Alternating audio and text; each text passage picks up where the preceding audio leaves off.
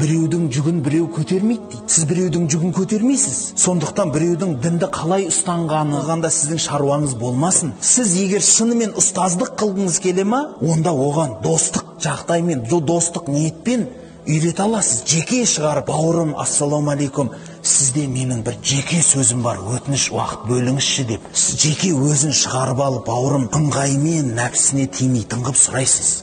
Келіп, немесе намазында оқи алмайды. Бұл кім ол емес. Қаяқтан білесіз, кімнің намазы қандай дәрежеде қабыл болып жатыр? Кімнің жүрегінде не барын қайдан білесіз? Жарып көрдіңіз ба? Немесе біреу туралы сөз айтуға болмайды. Ананың қатыны жалаңпұт, немесе ой, ананың әкесі намаз оқымайды, мынаның үйінде арақ ішіп отырады, өзі мынандай қылып жұртқа ақыл айтады. Басқа түссе байтал жорға дейді қазақта. Біреуге Құдай бер деді, біреуге Құдай бермейді. Өтірік емес қой, рас па?